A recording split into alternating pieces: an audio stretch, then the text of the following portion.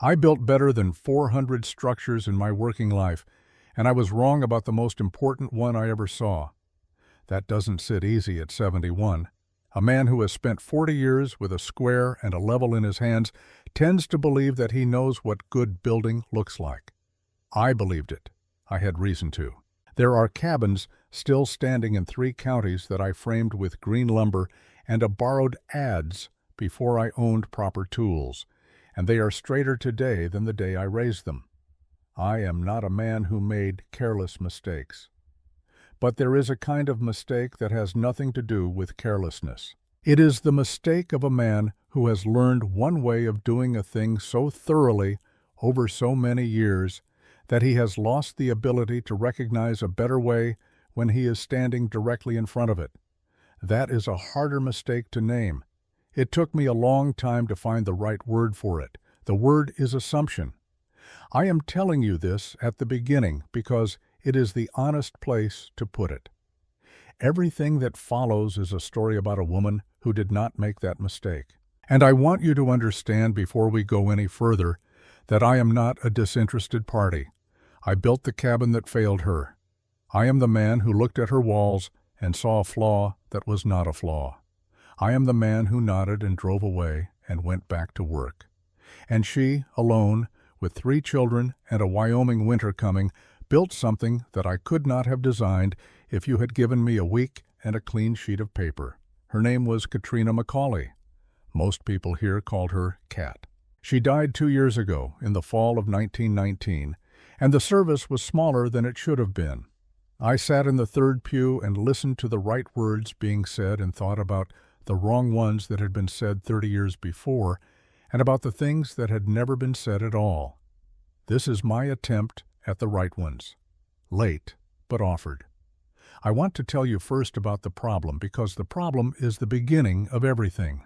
Wyoming Territory in the autumn of 1887 was a place that had decided, collectively and with considerable confidence, that it understood winter.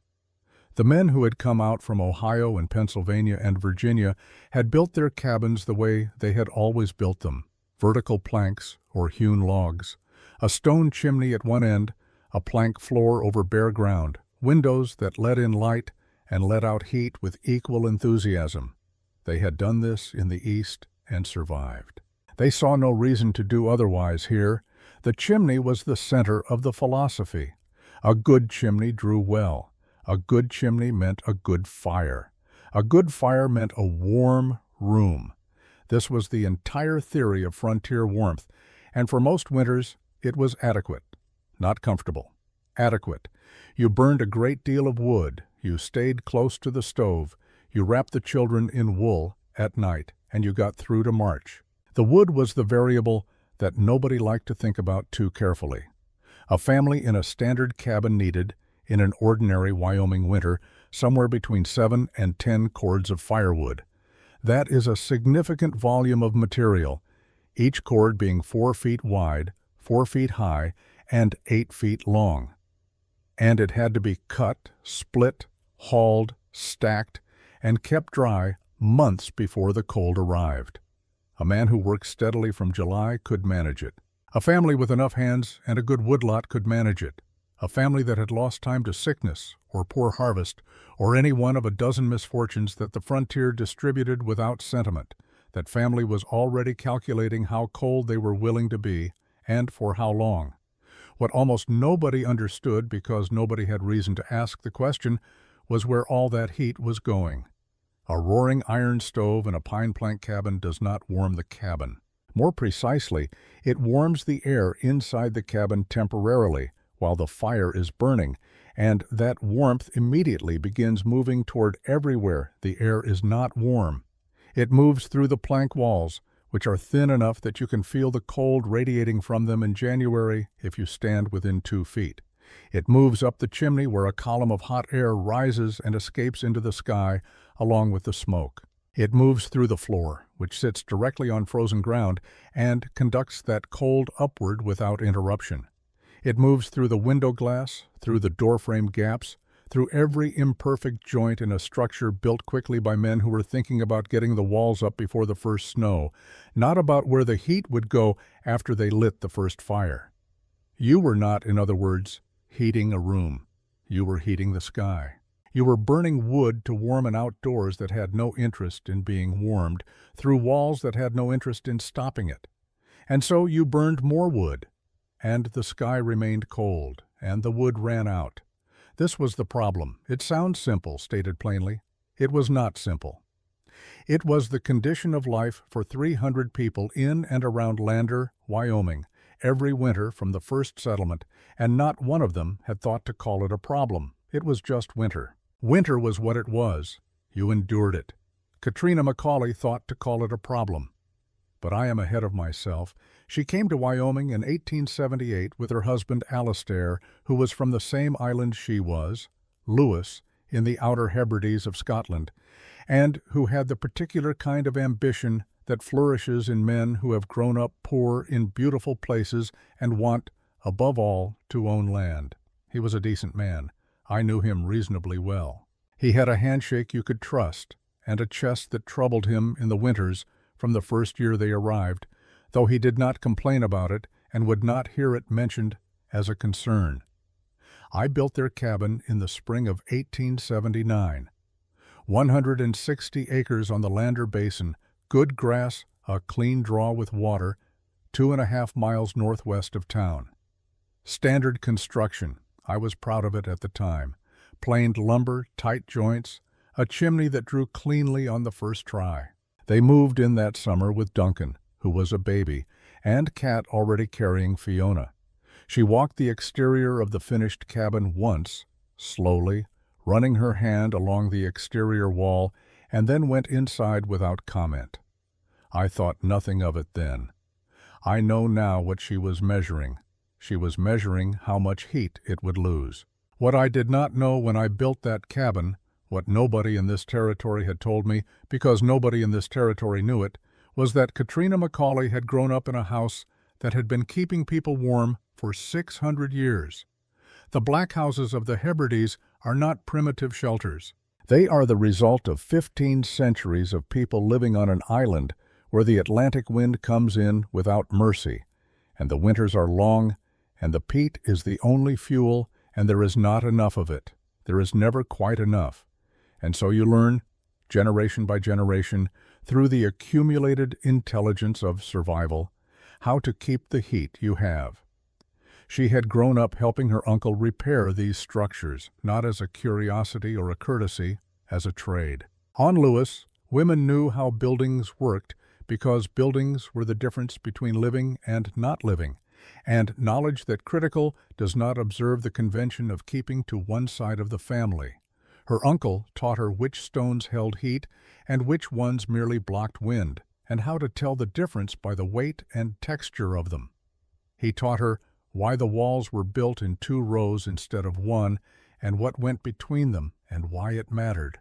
He taught her why the fire sat at the center of the floor rather than against a wall, and what happened to the heat when it had nowhere in particular to rush toward. He taught her the geometry of warmth as a working knowledge, the way I was taught the geometry of timber framing, not as theory but as practice, repeated until the hands knew it as well as the mind. She had carried all of this across an ocean and 9 years of Wyoming and had not used it because there had been no reason to. Alistair was strong enough in the early years, and the winters were ordinary enough, and the cabin I built them was adequate by local standards, which meant it kept them alive. Then the summer of 1887 arrived, and with it Alistair's last bad winter, though it came in warm months, which is the way with lung sickness. He died in July, not dramatically. He had known for some time that the chest trouble was more than trouble, and he faced it with the same quiet stubbornness that he had brought to every difficulty the frontier offered. He worked until he could not stand, and then he let Kat sit with him, and then he was gone. The neighbors came, said the right words, brought food, dug the grave. Kat thanked everyone properly and walked her 3 children home, and by the account of her daughter Fiona, who remembered everything and wrote most of it down, began taking inventory before the sun had finished setting. She counted what she had: 14 sheep remaining from a flock of 40, flour for 4 months, salt pork for 3, firewood for 8 weeks, perhaps 10 if she was disciplined. Wyoming winter ran, at minimum, 20 weeks. She stood outside the chuang that evening, pulling burrs from the fleece of the oldest ewe, the one she kept inside during the coldest nights, and she looked toward the sandstone ridge that ran along the north edge of her property. She had looked at that ridge for 9 years as a feature of the landscape, the way you look at a thing that is always present and therefore invisible. That evening, she looked at it differently. She put her cheek against the ewe's flank. An old habit, a way of reading temperature that island women learn before they learn to read words. And she felt the animal warmth there, steady and slow and enduring in the way that living things hold warmth, not like a fire that blazes and dies, but like something that has simply decided to stay warm and is doing it without making much of a show of it. Her father's voice came to her, the way the voices of the dead return when they have something useful to say. Stone does not forget a fire the way wood does. She looked at the ridge. She set down the ewe. She walked to the ridge in the last of the evening light and placed both palms flat against the sandstone face. The same stone she had walked past 10,000 times, the same stone she had let the children climb in the summer, the same stone that had been there since before anyone in her family had been born. Under her hands, the rock was cool at the surface, but held deeper the gathered heat of a long Wyoming summer. She stood there long enough that the cool became warmth, or her hands became cold enough to receive it as warmth, which amounts to the same thing. Then she walked back to the cabin, put the children to bed, and sat at the table with a piece of charcoal and a board and began to draw. Nobody noticed at first. This is not surprising. The frontier has a way of not noticing what widows do. It is not cruelty, exactly. It is more that a woman managing alone occupies a particular category of community concern that involves sympathy and distance in roughly equal measure. You hope she is all right. You do not ask too specifically. You trust that if something were truly wrong, you would hear about it. And in the meantime, there is your own wood to split and your own roof to check before the snow comes. I saw her loading warped lumber onto a cart from the mill discard pile in late August. I knew that lumber. I had rejected it myself for a job the previous spring. Good for burning, not much else. I offered to help her load it. She said she had it, thank you. I accepted this answer because it was the easiest answer to accept, and went back to my workshop and did not think about it again for 6 weeks.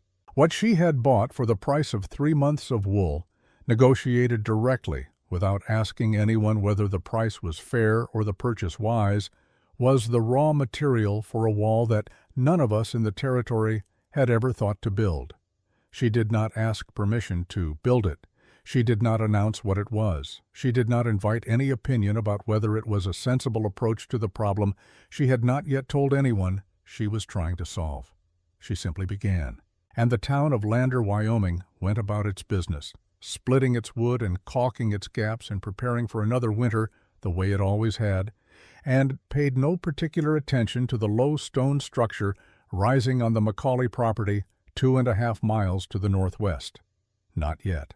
I want to tell you something about the way a good builder thinks, because it is relevant to what Katrina Macaulay did in the late summer and early fall of 1887, and because most people who are not builders do not understand that thinking and building are not separate activities.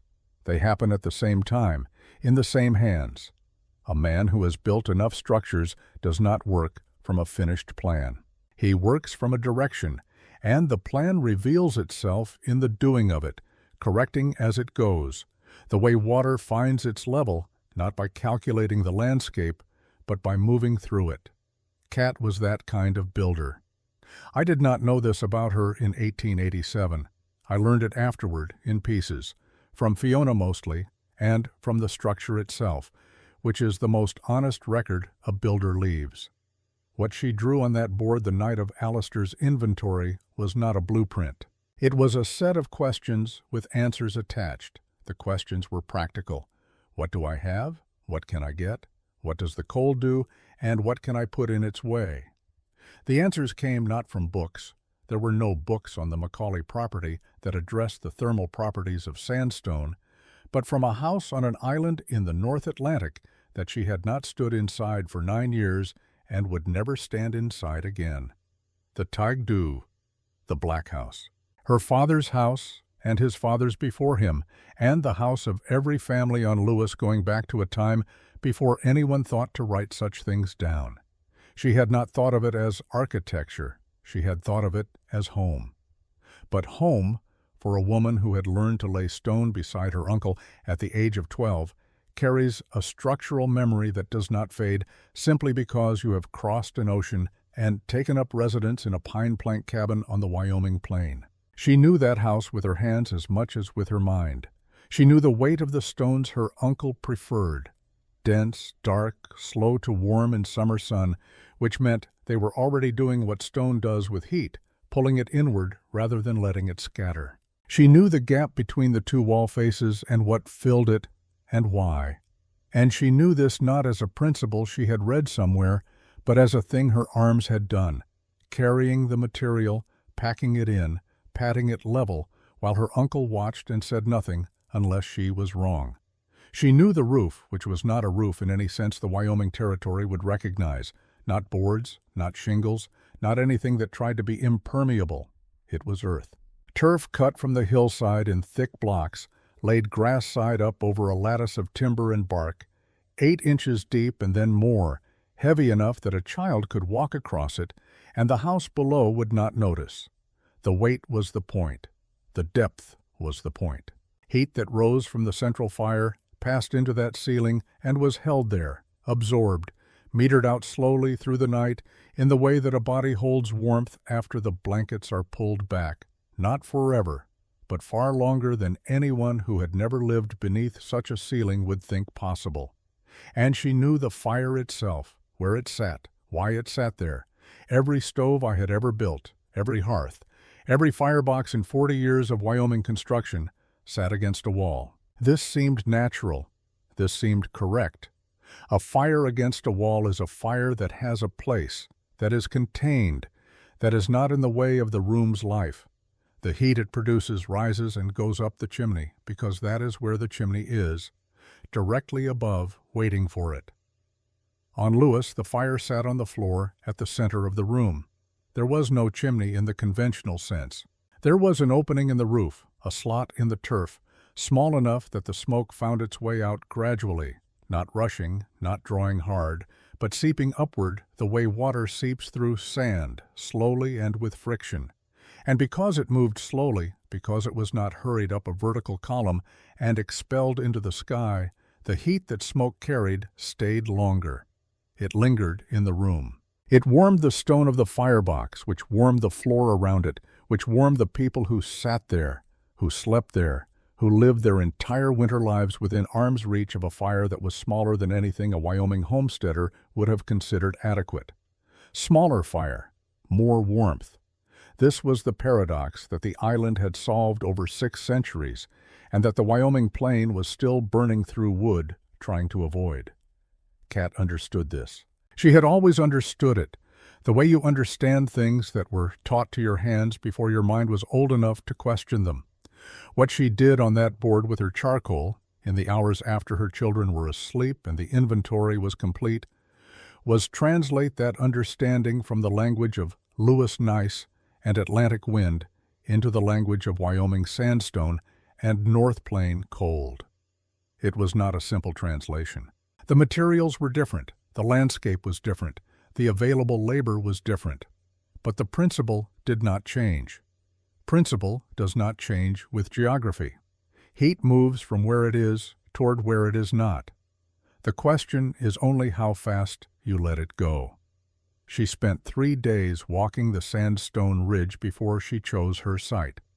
Fiona went with her on the 2nd day, which is how we know the details of what Kat was looking for.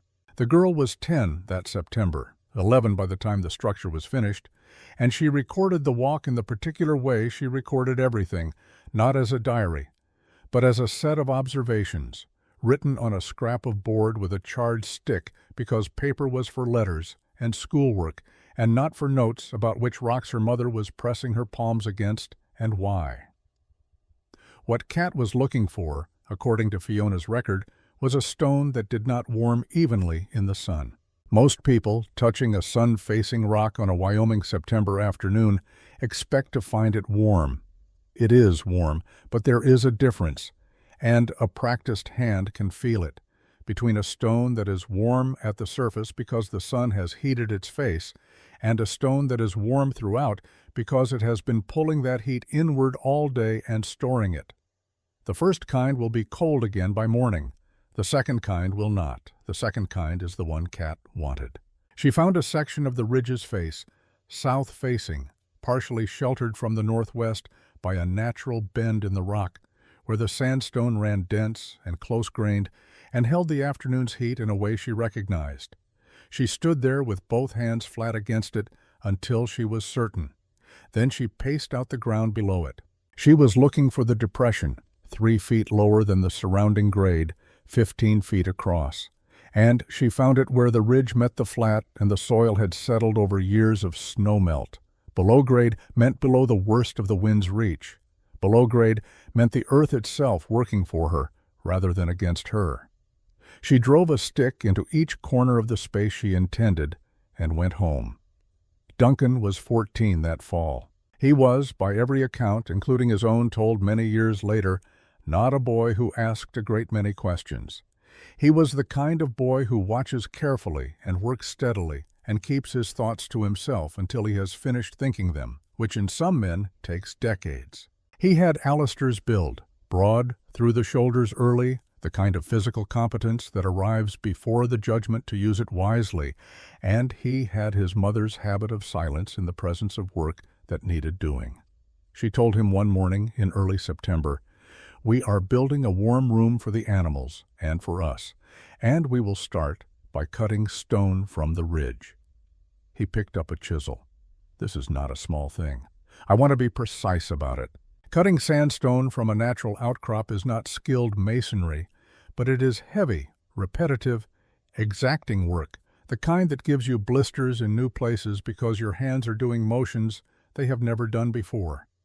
Kat worked alongside him, not directing from a distance, but cutting her own stone, and he watched how she chose each block.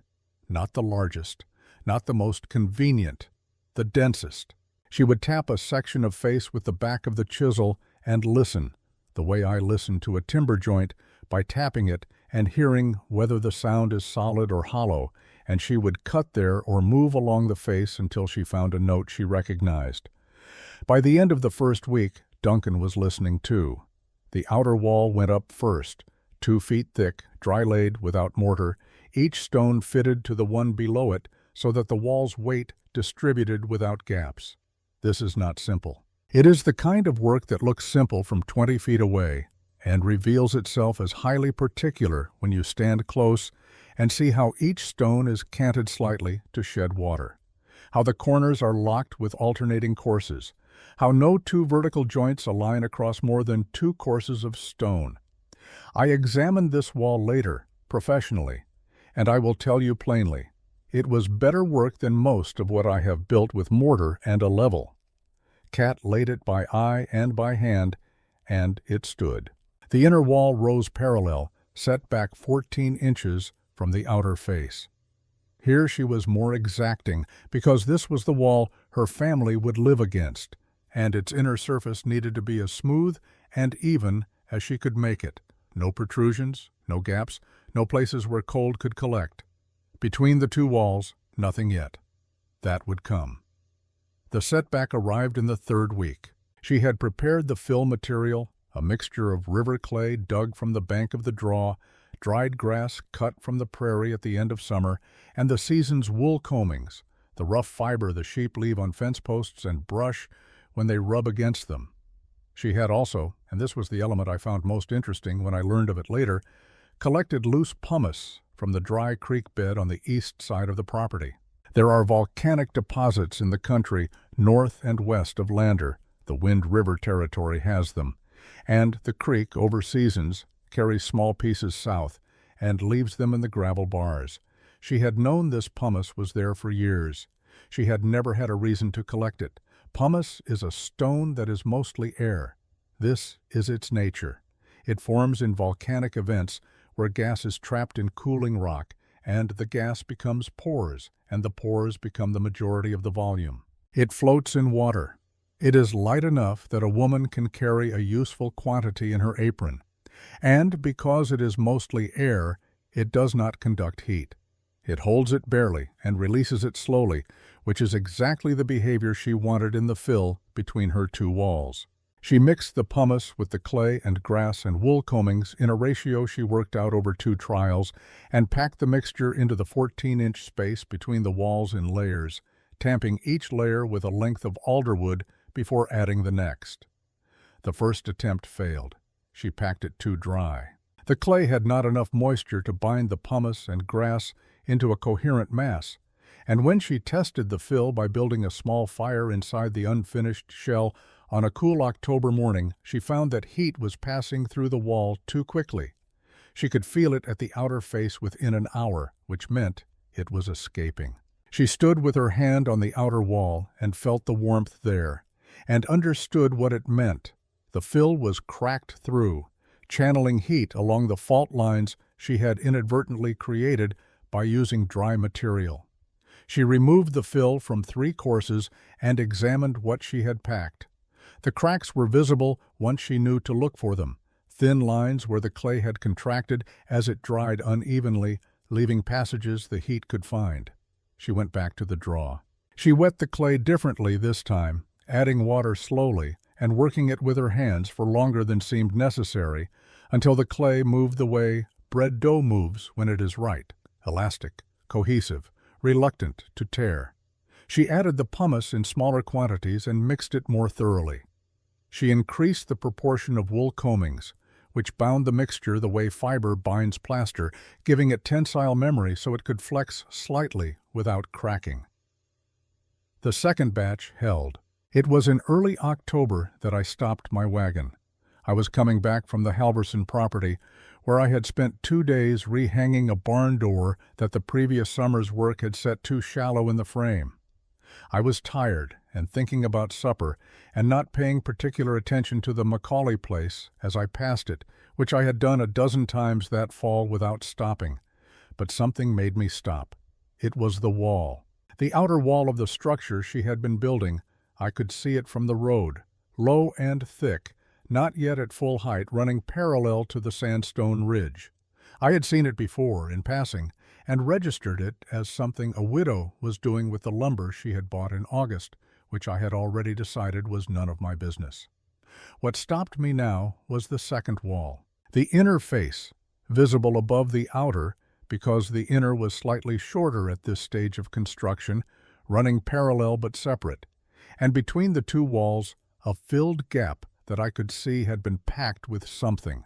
I pulled up the horse and sat there for a moment. Then I climbed down and walked over. Duncan was working, cutting stone, fitting it to the inner course. He looked up at me with the particular expression of a boy who has been working hard and does not intend to stop working simply because an adult has arrived, which I respected. Kat came around from the far end of the structure, brushing clay from her hands. I asked her what was in the gap. She told me. Clay, grass, wool combings, pumice from the creek bed, packed in layers. She described the ratio and the method without being asked for it, because she understood I was asking as a craftsman and deserved a craftsman's answer. I looked at the gap. I looked at the thickness of each wall. I reached in with 2 fingers and pressed the fill. It was firm, coherent, slightly cool because the clay had not yet fully cured. I stood back and looked at the whole of it. "What is the gap for?" I asked. "For the air," she said. "The fill traps it. Air does not move heat the way solid material does. Dead air is the best insulation there is." I nodded slowly. I did not say anything else. I did not ask about her plans for the roof or the floor or the fire. I had asked my question and received a complete answer, and there was nothing more to say that would not have sounded like the kind of comment a man makes when he wants to be present in a situation that does not require his presence. I got back on the wagon. I drove home and ate supper and went to my workshop and found a scrap of pine board and drew a cross-section of what I had seen. 2 walls, a gap, a fill. I labeled the fill dead air because that was the phrase she had used, and it was accurate. I stared at the drawing for a long time. Then I put it in the back of my tool drawer where I kept the things I was still thinking about and went to bed. I kept that drawing for 34 years. I have it still. There is a particular quality to October in the Lander Basin that people who have not lived through it tend to underestimate.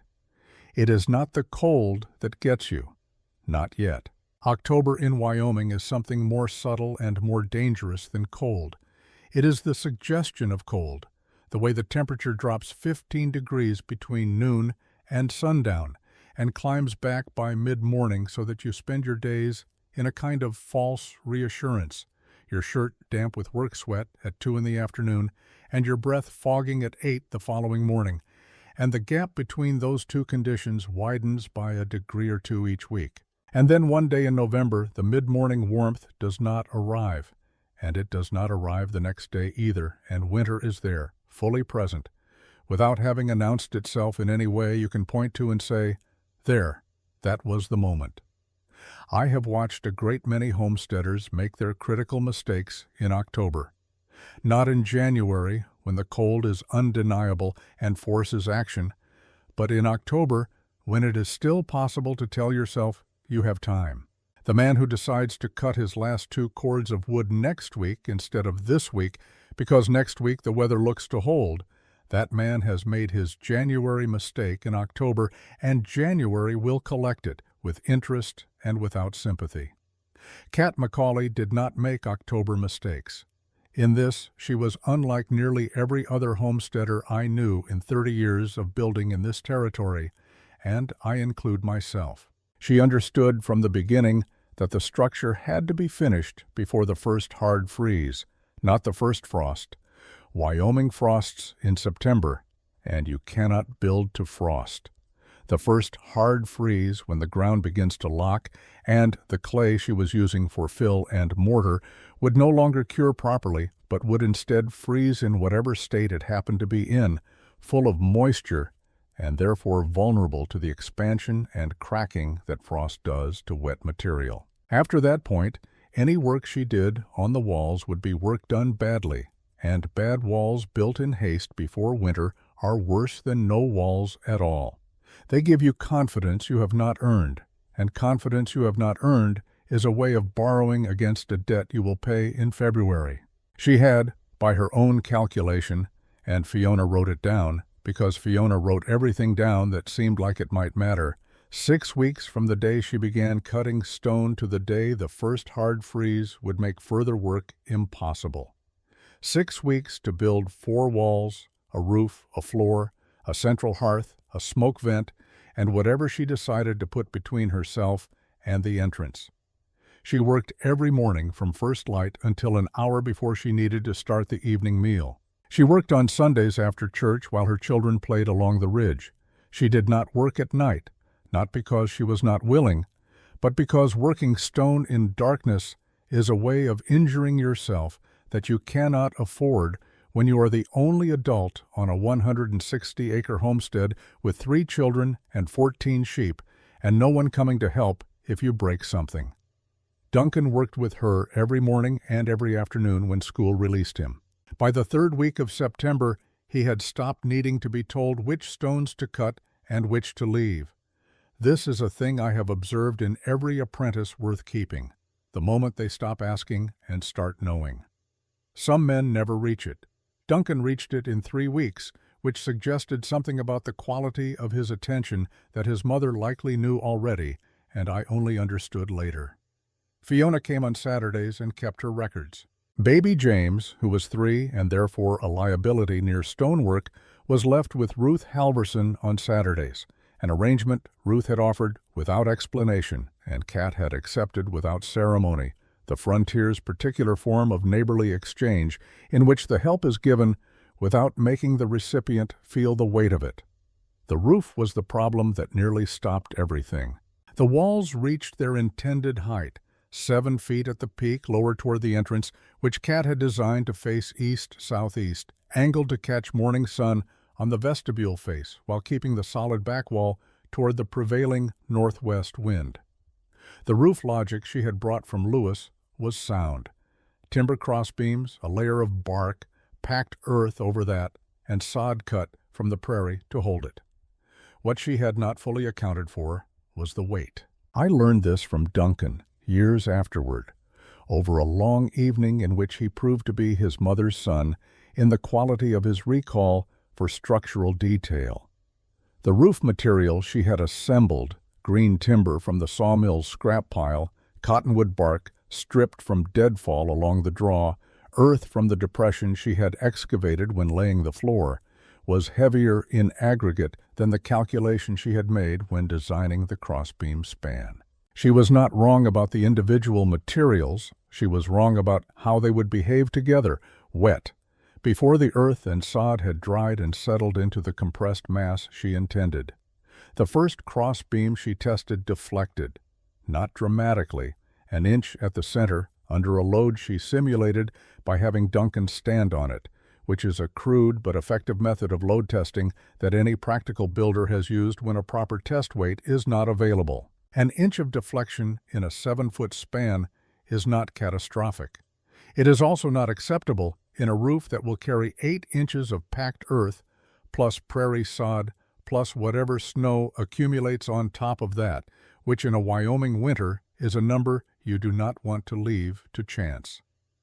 She looked at the deflection for a long moment. Duncan waited. Then she asked him to help her take the beam down. She went to the sawmill the next morning and traded 2 weeks of mending. Shirts, a canvas tarpaulin that had split along both seams, a pair of work trousers that had given up entirely at the knees, for the right to select 4 pieces from the structural timber pile that she had not been permitted to touch when she bought the scrap lumber in August. The mill owner, a man named Garrett Voss, who was constitutionally suspicious of any purchase he did not fully understand, asked her what she was building. She told him, "A warm room for animals and family." He looked at her for a moment and accepted this answer and let her go through the pile. She chose 4 pieces of Douglas fir, dry, straight-grained, clear of knots for the central 6 feet of their length. She paid for them with the mending and hauled them herself. The replacement beams did not deflect.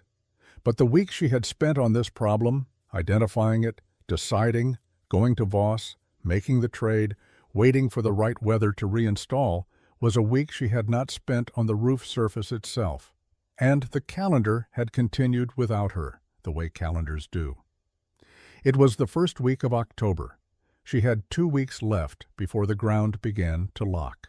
She worked the roof in 4 consecutive days that I believe were among the hardest days of physical labor she undertook in the entire construction. Fiona's records from those days are the most compressed in the stack. Brief notes written in a child's careful hand, the brevity itself a kind of record, because Fiona wrote less when there was less time and more when her mother was resting. And those 4 days Kat did not rest until after dark. The bark layer went on first. Strips of cottonwood and box elder laid overlapping like shingles, nailed to the crossbeams with the cut nails Kat had allocated precisely, knowing she had only what she had and could not afford to use them twice. Then the earth, she and Duncan carried it in the wagon from the floor excavation, load by load, spreading it with a wooden paddle she had shaped for the purpose, packing it with their boots, adding more, packing again. 8 inches. She checked the depth at 6 points across the roof with a stick marked to length. The sod went on last, cut the previous week and stacked to the side, the blocks brown at the edges from exposure but still coherent. She laid them grass side up in 2 offset courses, the way you lay brick, no continuous joint running the full width of the roof, each block lapping the seam below it. This is not intuitive. It requires thinking about the roof as a system rather than a collection of parts, and getting it wrong means the blocks shift in the first thaw and the seams open, and the earth beneath wicks water and your ceiling becomes a mudslide in March. She got it right. On the evening of the fourth day, she stood below the completed roof and looked up at it. It did not look like any structure in Lander. It did not look like any structure in Wyoming. It was low and thick and earthen, and it sat on its double stone walls with the settled weight of something that had been there for years rather than days. Duncan stood beside her. "Will it hold?" he asked. "It will hold," she said. She was correct. It held. The floor and the hearth she built in the week that followed, working more slowly now because the crisis of the roof had passed, and the remaining work, while careful, was not racing against the calendar in the same way. The floor logic was one she explained to me herself much later in the kind of brief and precise language she used for technical matters. The ground beneath any structure in Wyoming is cold from October to April, not merely cool but actively cold, pulling heat downward through any material in direct contact with it. A plank floor sits on that cold ground and conducts it upward. Feet on a plank floor in January are feet receiving cold, delivered directly from the frozen earth below. She laid gravel first. 2 inches of the rounded creek stone she had sorted from the drawbank, small enough to pack together but irregular enough to leave airspace between each stone. Air trapped between gravel does not conduct cold the way solid material does. Over the gravel she laid flat sandstone flags, each one chosen for flatness and fitted to its neighbor, so that the surface was as even as she could make it without mortar. The flags sat on the gravel, not on the earth. The gravel sat between them and the cold. I tested this floor later with the thermometer I keep for structural assessments. On a morning when the outside temperature was 11 degrees and the interior of the shelter had not been fired in 10 hours, the floor registered 49 degrees. The air at standing height in the same room registered 56. This is the inversion that any physicist will explain. Cold air sinks, warm air rises, but it is also evidence of something more specific. The gravel beneath that floor was doing its work. The central hearth she built from 3 large sandstone slabs chosen from the densest section of the ridge, the same stone, the same quality she had identified in September by pressing her palms against the face. She set them on the floor flags in a 3-sided arrangement, open toward the east, and laid a 4th slab across the back as a reflector wall. No mortar. The weight of the stone held everything. The firebox was small by the standard of any stove in the territory, small enough that you could not fit more than 2 or 3 logs at a time without banking them vertically, which is, in fact, how Cat preferred to burn them, upright, burning from the base, gasifying more completely than a log laid horizontal and therefore producing more heat from less wood. The smoke vent she cut through the roof with a stone chisel, and a patience I find remarkable when I consider the work already behind her. A slot in the sod and earth, 6 inches wide and 18 long, positioned above and slightly north of the hearth so that rising smoke would reach it directly. She lined the slot with flat stones to prevent the edges from eroding in rain and mortared them with the clay mixture she had refined over the course of the wall construction. The vent was nearly invisible from 20 feet away. It looked like a shadow line in the sod, nothing more. When she lit the first test fire, the smoke rose, found the vent, and exited. Not dramatically. Quietly, as if it had always known where to go. She watched it for a long time. The vestibule she added in the final days of October when the temperature had begun its long refusal to recover and the mornings arrived colder than the evenings in a way that had stopped being temporary. It was 5 feet of additional depth at the entrance, a short passage between the exterior and the main room, walled on 3 sides with single-course stone, roofed with a single timber lintel and sod. The door to this vestibule faced east. A second door, set into the main room's wall, opened inward. Between the 2 doors, a pocket of still air that would lose its chill in the time it took to pass through it, so that whatever cold followed a person through the outer door would exhaust itself in the vestibule and arrive in the main room as nothing more than a brief draft at ankle height. It was the last thing she built, and she built it because she had learned, from the island, that the most expensive heat is the heat that leaves through the door every time someone opens it. You cannot stop people from opening doors. You can stop the cold from walking in with them. On the 28th of October, she lit the first real fire in the completed hearth. 3 logs stood upright against the back slab. She waited. Within an hour, the stone of the firebox was warm to the touch.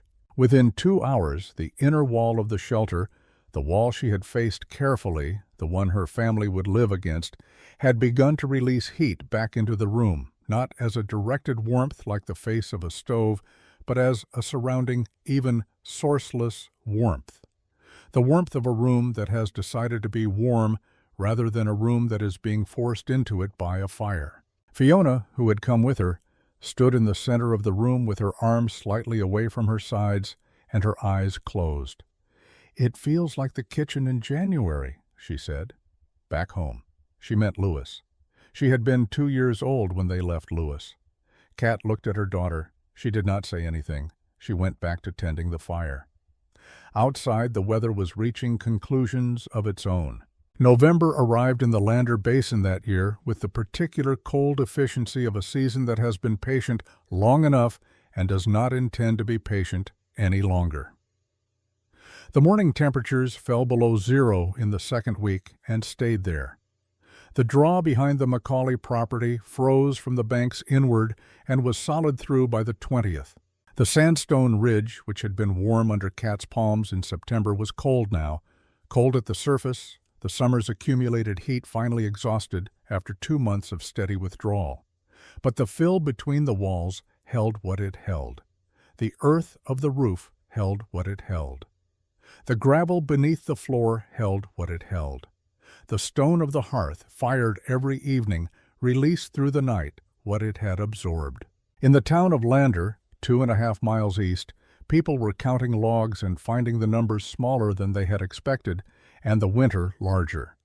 The chimney smoke over Main Street was heavy and constant. The particular white gray of wood burned fast and hot, the signature of a fire being pushed rather than managed.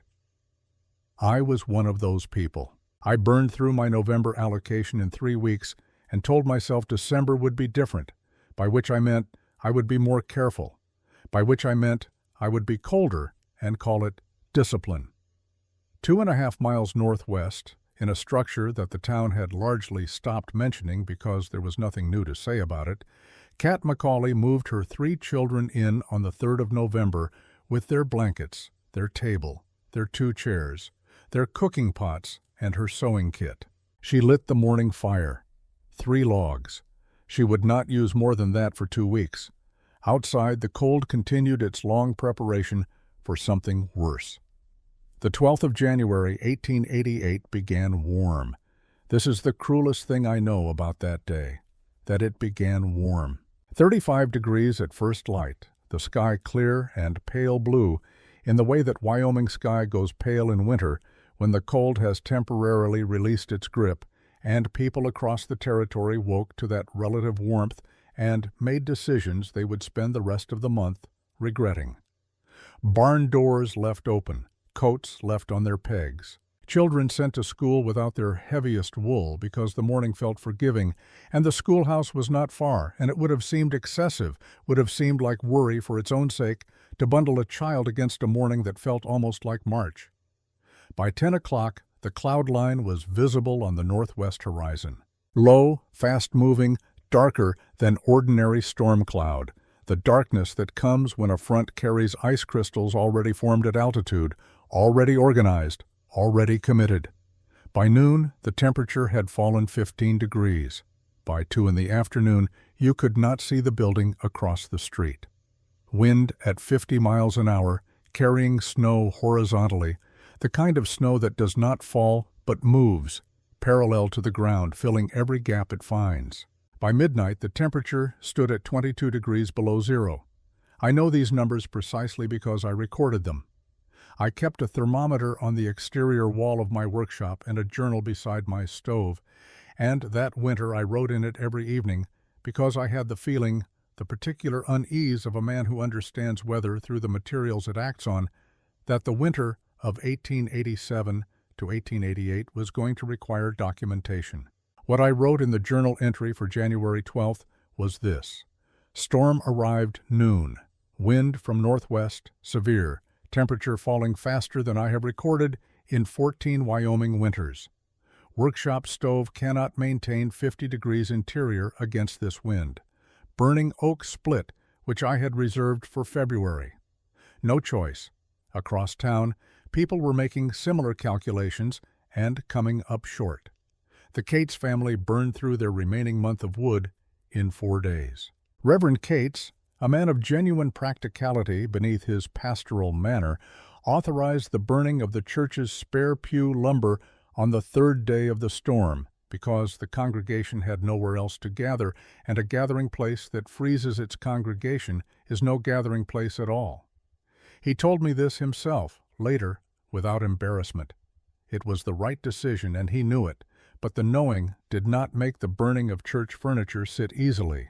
The Hartley family on the north side of town burned their kitchen chairs on the 5th day.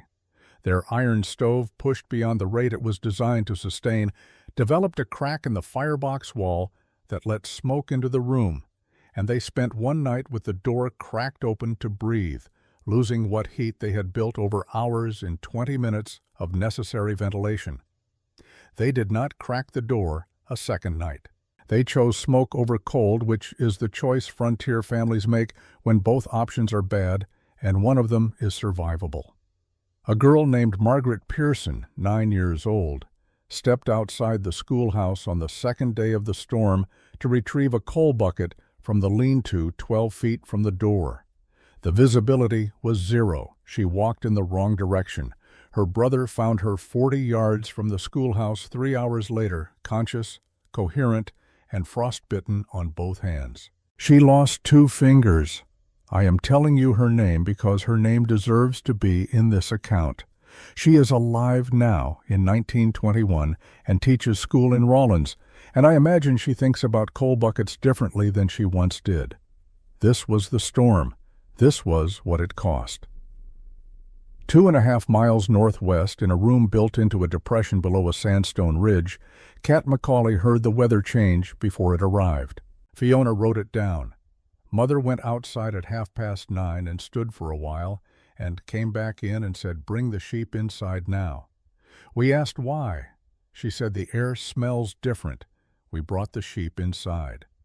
The 14 sheep went into the byre partition, the section of the structure that shared a stone wall with the main room, separated by a low barrier of stacked stone that the sheep could not step over, but that the warmth between them could.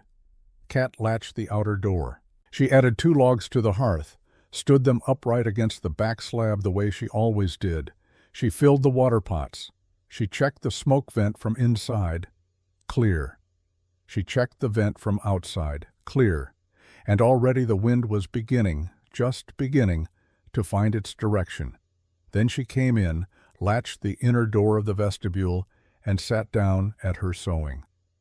The storm, when it arrived fully, hit the stone walls of the structure and did not enter. This requires a moment of consideration, because it is easy to say and difficult to fully understand if you have only ever lived in wood frame construction. A plank wall in a 50-mile-an-hour wind is a negotiation.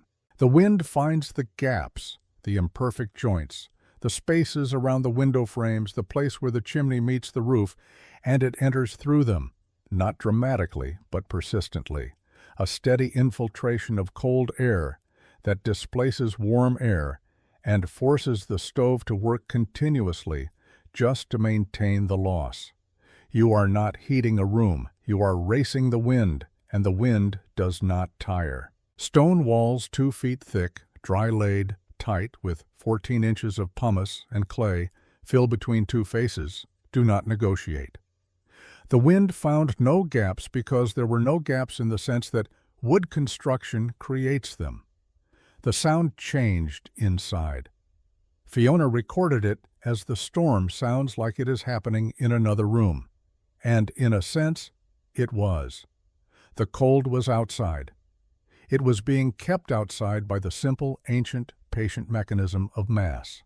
Kat burned one log during the 3 days of the storm, one log to maintain a fire that had already charged the stone of the hearth and the inner wall and the floor flags with 10 weeks of accumulated warmth that the stone was now releasing back into the room at the slow, even rate that stone releases everything, not in a rush, not in response to any urgency, but steadily, as a matter of its fundamental nature. Fiona's entry for the second night of the storm, warm as the kitchen at Christmas. James slept on the floor without his blanket, and we let him because the floor was warm enough. Outside sounded far away. On the second night, the smoke vent partially blocked with drifted snow. The air in the room thickened slightly, not dangerous but noticeable, the way a room notifies you when it needs attention. Duncan went outside in the dark with a wooden rod and cleared it. Kat stood inside and watched the smoke resume its quiet upward drift and said nothing, and Duncan came back in and sat down, and they did not discuss it further.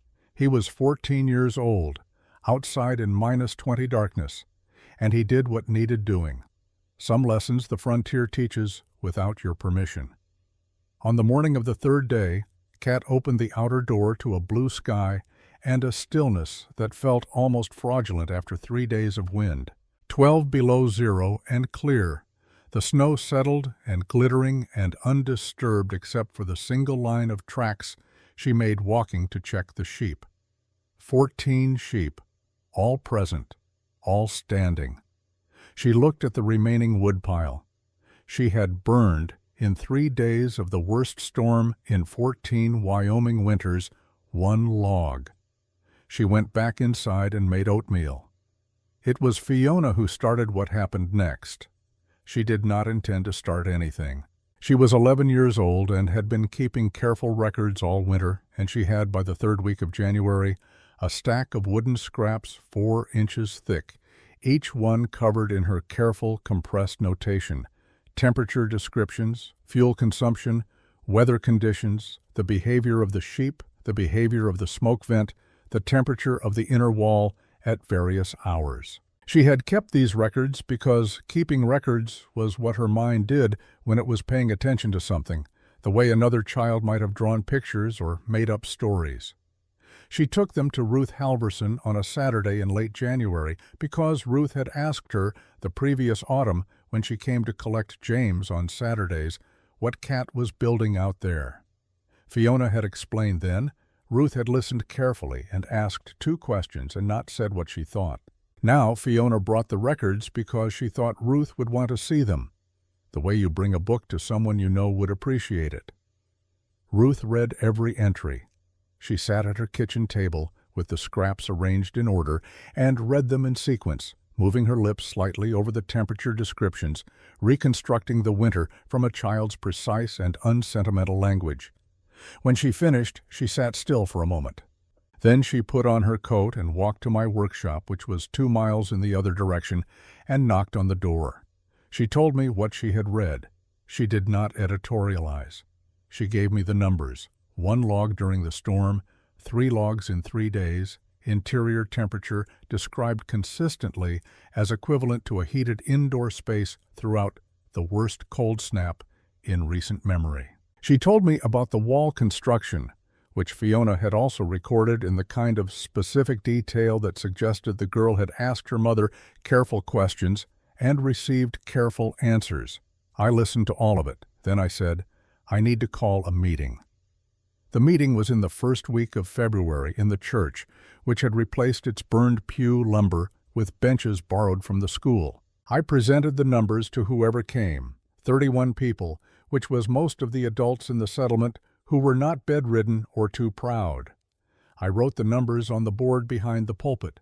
Fuel consumed by average household during the storm period, fuel consumed at the Macaulay property during the same period, interior temperatures as recorded. Livestock losses across the settlement. 14 dead of various households against the Macaulay count of 0. I did not say her name for the first several minutes. I presented it as data, the way a craftsman presents a measurement. Here is what the numbers show. Draw your own conclusions. She was in the room. She sat in the fourth row with Duncan on one side and Fiona on the other, and she listened to me read out her winter from the front of her church, and she did not change her expression. A man named Orville Beck said, "Whose property are we talking about?"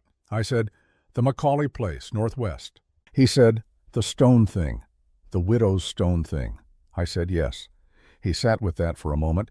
Then he said, "And she burned one log in 3 days during the January storm." I said, "That is what the records show." The room was quiet, in the way rooms go quiet when something has been said that cannot be unsaid, and people are deciding what to do with it. Not hostile quiet, thinking quiet. The frontier, for all its faults, respects a number it cannot argue with. Ruth Halverson walked to the Macaulay property the following morning. She brought her 3 written questions, transcribed from her memory of what she had always wanted to ask but had not found the right occasion for.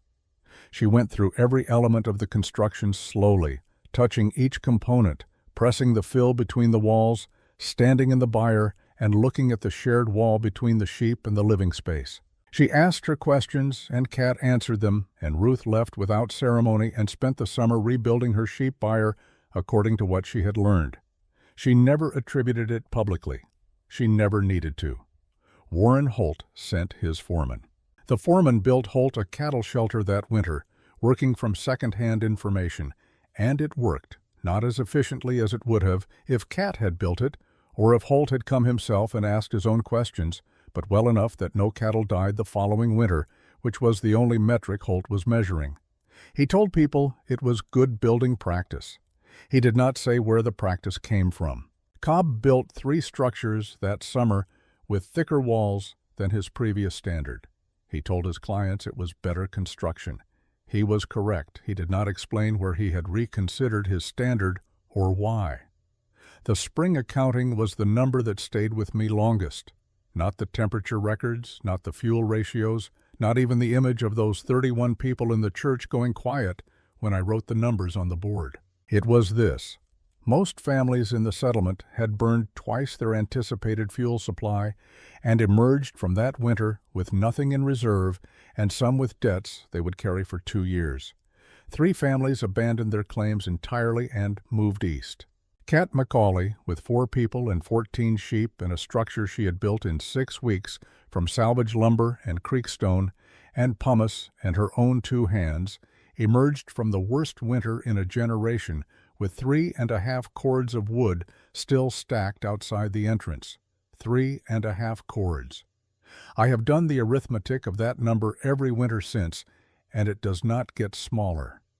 She lived in the stone shelter for 4 more winters. When Duncan was old enough to rebuild the cabin with proper materials, she moved back, but she had built the new cabin differently. A vestibule at the door, walls thicker than my standard, a masonry hearth against the interior wall with stone she had chosen herself.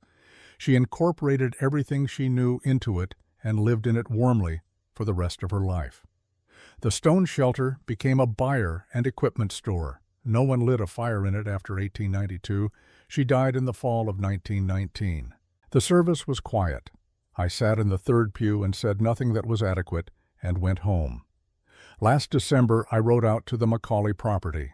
Fiona lives there still, alone, and she let me go inside the old shelter without asking why I wanted to.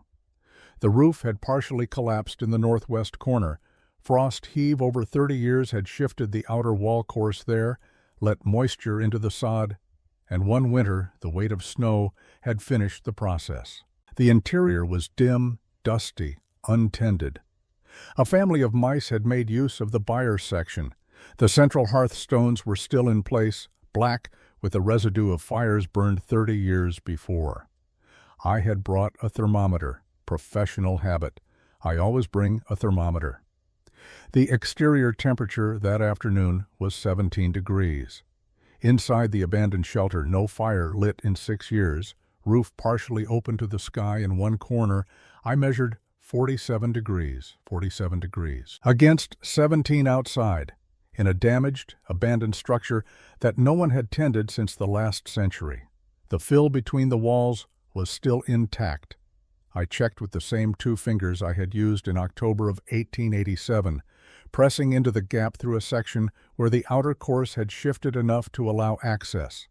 Still firm, still coherent, still doing what it had been packed to do 30 years before, the stone remembered. I have the cross-section drawing I made that October evening, sitting in my workshop after I had driven away from the Macaulay property without fully understanding what I had seen. 2 walls, a gap, a fill.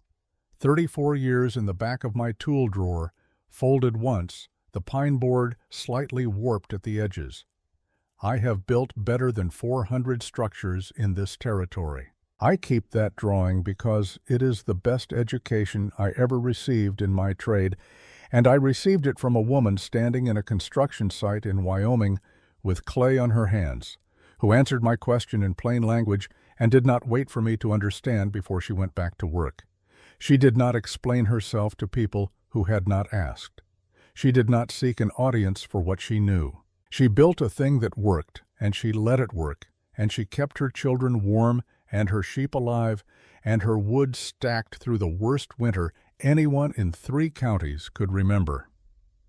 I have been asked over the years what I would call what she did, whether it was ingenuity, whether it was courage, whether it was some particular genius that set her apart from the rest of us, working in the same cold with the same materials and the same problems. I have thought about this for a long time, and I have arrived at the only answer that feels honest.